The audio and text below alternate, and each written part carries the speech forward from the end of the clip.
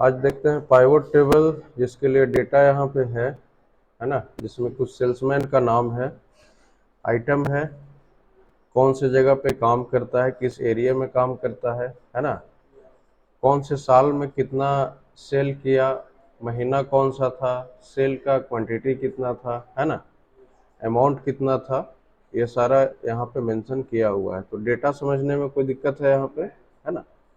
अब pivot table के through यहाँ पे हम क्या करेंगे कि एक रिपोर्ट जनरेट करेंगे, ठीक है। जैसे पूछ दिया है कि आइटम वाइज सेल कितना है, ठीक है, हर एक आइटम का सेल कितना हुआ, ठीक है, उसका क्वांटिटी कितना हुआ, कितने रुपए का बिका, या मंथ वाइज सेल जैसे पूछ दिया जाए कि जनवरी महीने में कौन सा आइटम कितना बिका, है ना, फरवरी महीने में कौन सा आइटम कितना बिका, या मंथ वाइज हर एक आइटम का सेल क्वांटिटी और सेल अमाउंट साथ में दिखे। तो इस तरह का काम हम पाइवट टेबल के थ्रू करेंगे, ठीक है। तो सबसे पहले करेंगे क्या कि ये जो डेटा है इसको हम सेलेक्ट कर लेंगे, है ना। सेलेक्ट करने के लिए कंट्रोल+A का यूज करेंगे। हमारा पूरा डेटा सेलेक्ट हो चुका है, ठीक है। सेलेक्ट होने के बाद इंसर्ट में चले जाएंगे, कहाँ पे, इंसर्ट में, है ना। उसके बाद पाइवट टेबल पे यहाँ पे क्लिक करेंगे। इसके अंदर दो ऑप्शंस है, एक पाइवट चार्ट है और एक पाइवट टेबल है। तो पाइवट चार्ट को हम बाद में सीखते हैं, पहले पाइवट टेबल सीख लेते हैं, ठीक है। पाइवट टेबल पे क्लिक करेंगे। क्लिक करने के बाद यहाँ पे कह रहा है कि सिलेक्ट टेबल और रेंज, है ना। तो रेंज ऑलरेडी हमारा सिलेक्टेड है, जो कि यहाँ पे डॉटेड लाइन से यहाँ पे ये दिख रहा है ना, यहाँ पे ये हाईलाइटेड है, ठीक है। उसके बाद कह रहा है कि choose where you want the pivot table report to be placed, ठीक है। यानी कि पाइवट टेबल कहाँ पे रखना चाहते हो, कहाँ पे इंसर्ट करके रखना चाहते हो, तो ठीक है। तो दो ऑप्शंस है, एक है न्यू वर्कशीट और एक है एग्जिस्टिंग वर्कबुक, है ना। तो न्यू वर्कशीट पे ही जाना सबसे बेहतर होता है, क्योंकि वो अगले सीट में चला जाएगा, एक नए वर्कशीट में चला जाएगा। यदि एग्जिस्टिंग पे करेंगे तो इसी सीट में रिपोर्ट हमारा जनरेट हो जाएगा, तो थोड़ा सा प्रॉब्लम होगा। इसलिए शॉर्टकट ये है कि जैसा है वैसा ही रहने देंगे और हम यहाँ से ओके करेंगे, ठीक है। ओके करने के बाद कुछ इस तरह का इंटरफेस सामने आया है ना।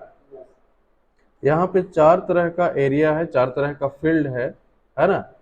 एक है रिपोर्ट फिल्टर, दूसरा कॉलम लेवल, फिर है रो लेवल और एक है वैल्यू का। तो वैल्यू के अंदर में सिर्फ न्यूमेरिक कंटेंट को ही डालेंगे, यानी कि जिसमें क्वांटिटी दिखता हो, अमाउंट दिखता हो, पीस दिखता हो, ठीक है, उन चीज़ों को हम वैल्यू के अंदर में डालेंगे। अब ईयर भी न्यूमेरिक फॉर्म में होता है 2022, 23, 24, लेकिन उसको वैल्यू के अंदर में नहीं डालेंगे, है ना, क्योंकि ना ही वो क्वांटिटी है, ना ही वो अमाउंट है, ना ही किसी चीज़ का काउंट, नंबर ऑफ आइटम है, ठीक है। तो ईयर वगैरह को हम सेल्स वैल्यू के अंदर में नहीं डालेंगे। हाँ, ईयर को रिपोर्ट फिल्टर में डाल सकते हैं, कॉलम लेवल में डाल सकते हैं, रो लेवल में डाल सकते हैं, ठीक है। बारी बारी से सबका यूज करके हम देखते हैं, उसके बाद समझ में आएगा, ठीक है।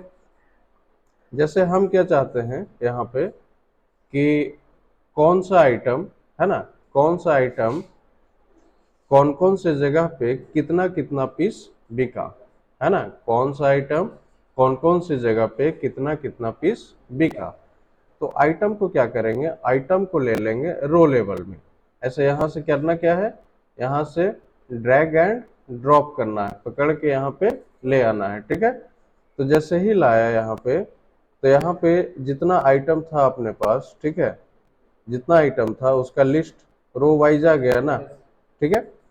उसके बाद क्या करेंगे कि क्या कह रहा है कि कौन से जगह पे कितना बिका, है ना। तो प्लेस को क्या करेंगे, कॉलम में ले आएंगे। प्लेस को क्या करेंगे, कॉलम में ले आएंगे।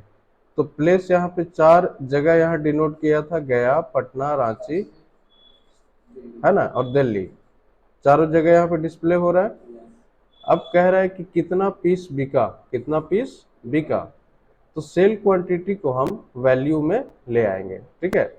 तो अब हमने शुरू में ही बताया कि क्वांटिटी या नंबर ऑफ आइटम या अमाउंट, ये सब को वैल्यू के अंदर में ही डालेंगे, है ना।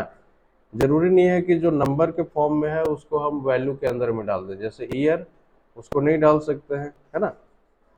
अब यहाँ पे रिपोर्ट एक जनरेट हुआ, यहाँ पे क्या करते हैं, इसमें बॉर्डर लगा लें, ठीक है।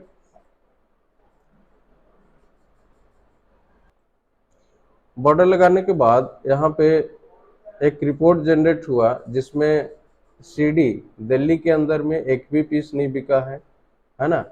सीपीयू एक भी पीस नहीं सेल हुआ। डीवीडी हमारा 373 हुआ है, और सबका ग्रैंड टोटल यानी कि टोटल करके यहाँ पे दिखा रहा है ना। सीपीयू कितना बिका टोटल, तो 439, है ना।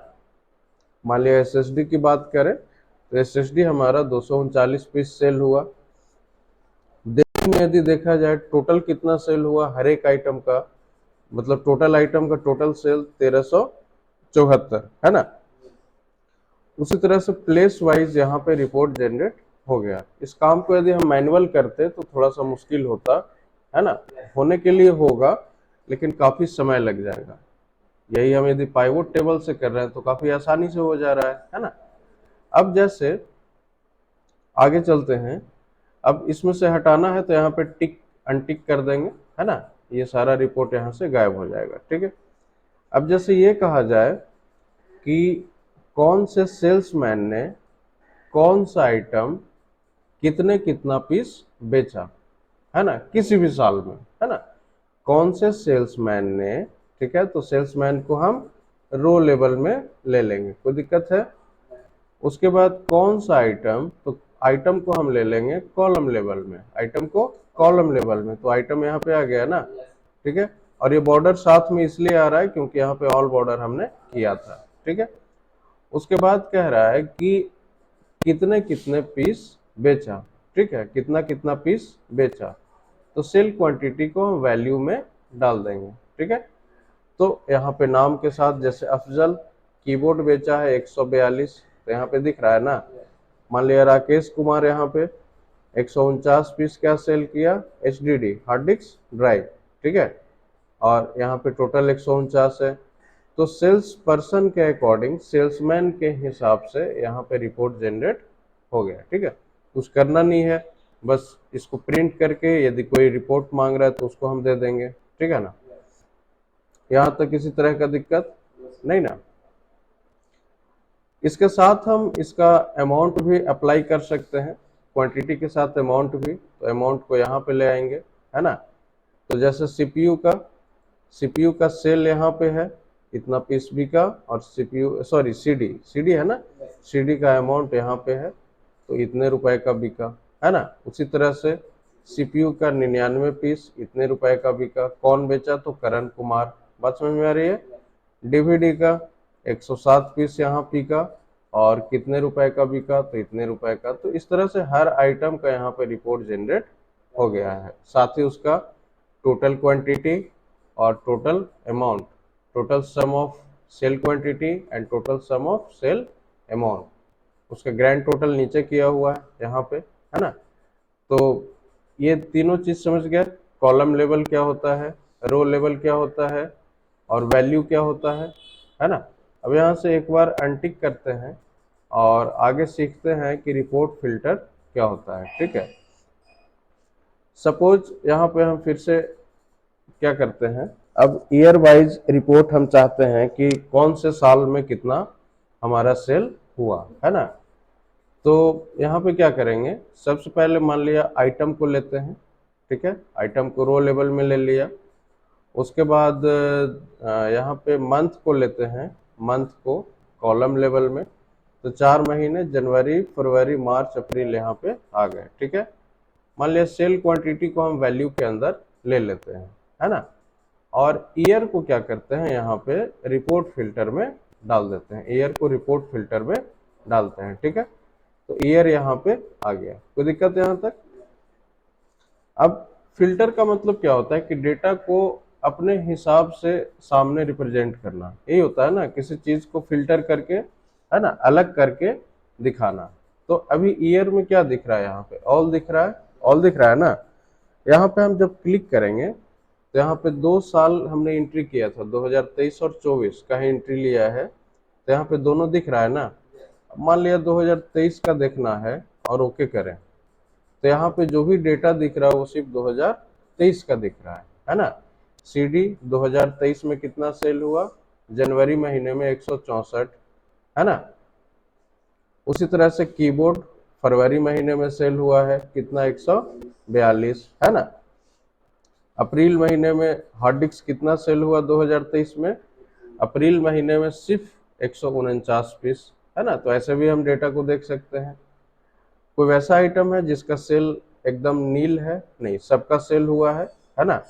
अब जैसे मान लिया 100 पीस DVD का, कौन से महीने में, फरवरी महीने में, ठीक है।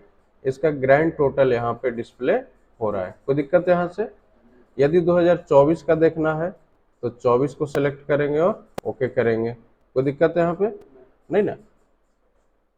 इसी में आगे है ऑल का ऑप्शन, ऑल कर देंगे तो 23 और 24 दोनों का यहाँ पे डिस्प्ले होगा। इसी में एक है सेलेक्ट मल्टीपल आइटम, तो यहाँ से भी हम किसी एक को या सारे को सिलेक्ट कर सकते हैं, ठीक है। यहाँ तक कोई दिक्कत है? नहीं ना। यहाँ भी फिल्टर लगा हुआ है रो लेवल में। मान लिया कि हमें सिर्फ CD का देखना है, सिर्फ CD का, तो CD का सिर्फ रिपोर्ट यदि जनरेट करना है तो यहाँ से टिक आउट कर लेंगे, यहाँ पे जाएंगे और ओके करेंगे, तो सिर्फ CD का रिपोर्ट जनरेट होगा। यहाँ से हम क्लियर फिल्टर करेंगे, फिल्टर ऑलरेडी बता चुके हैं पहले, है ना। अब सपोज कि हम एक साथ कीबोर्ड और किसका किसका, माउस का देखना चाहें, तो यहाँ पे पहले टिक आउट कर लेंगे, कीबोर्ड और माउस को सिलेक्ट करेंगे और ओके करेंगे। तो अब जो रिपोर्ट यहाँ पे जनरेट हो रहा है वो सिर्फ कीबोर्ड और माउस से रिलेटेड जनरेट हो रहा है। यहाँ तक कोई समस्या है ना। साथ में इसका हम सेल अमाउंट भी डिस्प्ले कर सकते हैं, ठीक है। कितना अमाउंट हुआ, कितना पीस बिका, ये सारा कैलकुलेट होके यहाँ पे आ जाएगा। अब जहाँ पे जिस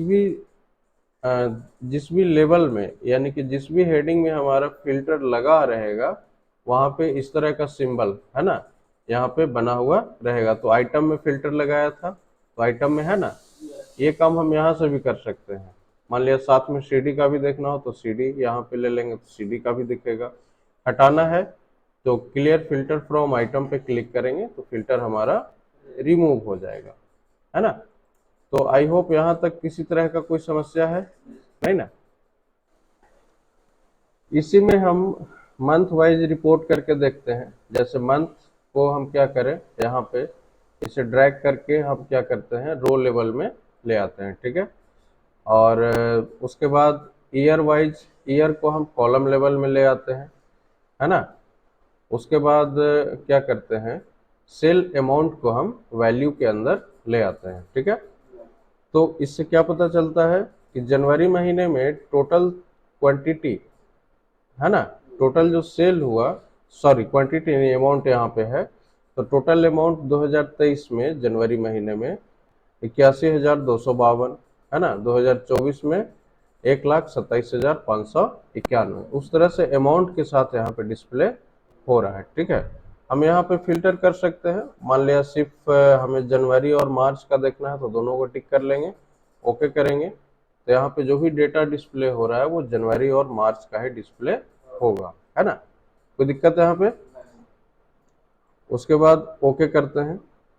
अब सपोज कि इसके साथ में हम यहाँ पे मान लिया प्लेस के हिसाब से, जगह के हिसाब से रिपोर्ट फिल्टर करते हैं, ठीक है। मान लिया कि हम रो लेवल में अभी क्या करते हैं, प्लेस को यहाँ पे लेते हैं, ठीक है, गया दिल्ली। उसके साथ अमाउंट को हम वैल्यू के अंदर में ले लें, है ना।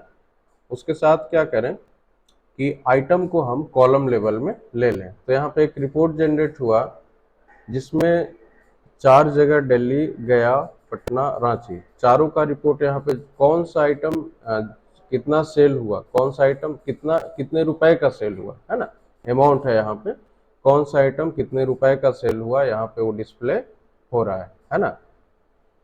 अब यहाँ से नेम ऑफ सेल्समैन का भी हम कर सकते हैं, ये उसमें इंसर्ट कर सकते हैं। जैसे सेल्समैन को हम रिपोर्ट फिल्टर में डाल दें, क्या करें, रिपोर्ट फिल्टर में, ठीक है। यहाँ पे डालने के बाद हम यहाँ से डायरेक्ट इसमें फिल्टर लगा सकते हैं, ठीक है। मान लिया दिनेश कुमार का देखना है, ओके करेंगे तो सिर्फ दिनेश का दिखेगा। दिल्ली में सिर्फ सेल किया, कहाँ पे सेल किया, तो दिल्ली में, है ना। यहाँ से हम मान लिया ऑल करेंगे तो ऑल सबका दिखेगा, है ना। अब मान लिया जाए यहाँ पे मल्टीपल करते हैं, जैसे अभी एक पे क्लिक कर रहे हैं तो सिर्फ एक का यहाँ पे डिस्प्ले हो रहा है ना। यदि हम ऑल करते हैं तो सबका दिख रहा है। हम क्या चाहते हैं कि सिर्फ 2 या 3 लोग का दिखे सेल यहाँ पे, तो यहाँ पे क्लिक करेंगे, सिलेक्ट मल्टीपल आइटम पे क्लिक करेंगे। अब यहाँ पे ऑल पे यहाँ पे टिक आउट कर लेंगे, सबसे पहले अनमार्क कर लेंगे, ठीक है। उसके बाद मान लिया हम मुकेश का, पंकज का और गौतम का, इन तीनों का सेल देखना चाहते हैं, ओके करेंगे तो तीनों मिला के बस इतना ही सेल हुआ है, ठीक है ना। कोई दिक्कत है यहाँ तक? नहीं ना। तो मेरे हिसाब से पाइवोट टेबल में किसी तरह का कोई समस्या है? क्लियर है सब कुछ? ठीक है।